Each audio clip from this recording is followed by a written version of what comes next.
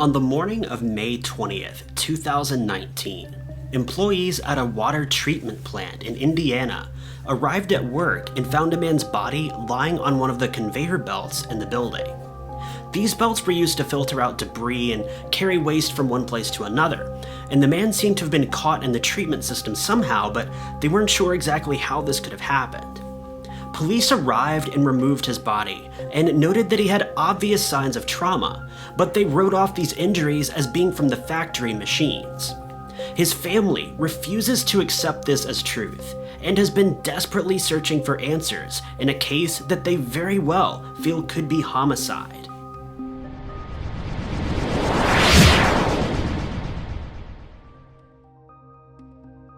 When police found the body of Michael Coates in the water treatment plant, they immediately began to wonder how the man could have ended up being sent through the company's treatment machines. There were no obvious points of entry that would have been able to be accessed by the outside. When they found him, he was wearing no shirt, no shoes, and was missing several items from his pockets, yet police felt as though these clothing items could have just been filtered through the machines somehow or another. At first, investigators had no idea who this man was. However, they noticed that he had a very unique tattoo of a dragon on one of his arms.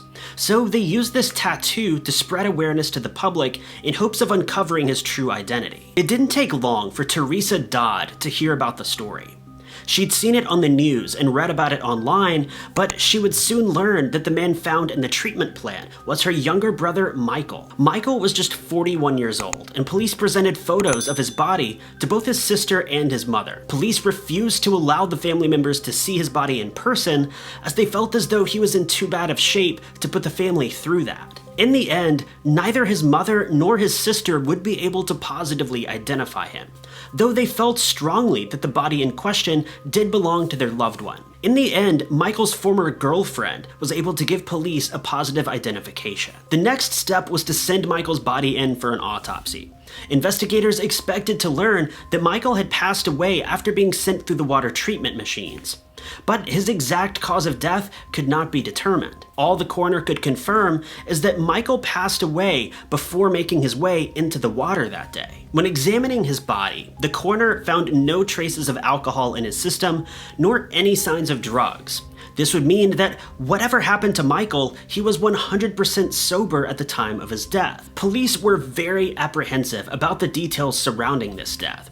By all means, none of this seemed to add up, and this meant they needed to shift their focus and look at Michael's case as a possible homicide. Investigators would soon learn that there was virtually no way he could have entered the plant of his own free will. They began to inspect the sewer system and all of the entrances and exits of the water treatment plant, believing that his body was most likely dumped into one of the company reservoirs.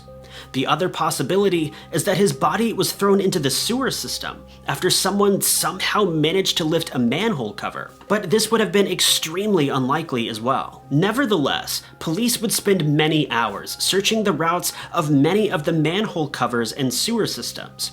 The management workers from the facility did their best to help out police by providing them with a list of pipes that would have been large enough for a human body to fit through. In the end, only 3 possible pipes were identified. Every other pipe system in the city would have been far too small for Michael to have fit through. Police decided to visit each of the 3 manhole cover openings, but they found no signs of any disturbance at any of the 3 manholes. There was also no evidence that Michael had even been near any of these locations. Still to this day, his missing wallet, shoes, phone, and shirt have never been found. The last time Michael was seen was just a day before his disappearance. He'd been living with his mother at the time and stopped by the family home to chat for a little while. He brought a female friend along with him, but for reasons unknown, we know that his family was not fond of his newfound friendship with this young woman. He spoke with his mother outside for a while the girl waited inside, as his mom was tending to the horses. But she soon had to leave to run a few errands. When she got back, both Michael and the friend were gone, and she would never see him again. Ultimately, this is where Michael's trail ends, but police did find out later about a home that Michael was seen at just hours before he would have lost his life. They visited the people who owned the home, but investigators say that the people were completely uncooperative and wouldn't tell them anything. One officer described them as tight-lipped, so it definitely seemed like they had something to hide. However, without probable cause or really any evidence whatsoever, police were unable to question them any further. It should be noted that Michael was far from perfect. He was well known by police and had a lengthy criminal record, which likely explains how he ended up living back at home with his mother. He was arrested several times before on charges of battery, using a gun without a permit, possession of various drugs, and many other crimes. In one case, he was arrested after he beat a man within inches of his life. He'd gotten into a fight with his former girlfriend, and she left their home, headed for another man's house.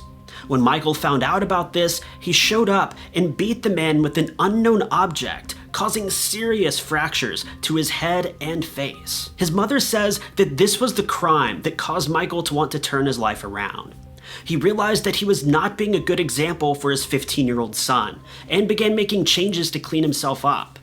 Being 41 years old at the time, it certainly wasn't a good image for him to still be living at home and repeatedly being arrested by police while his son just sat back and soaked all of this in, just watching his dad's bad behavior. Michael's sister is insistent that he was murdered.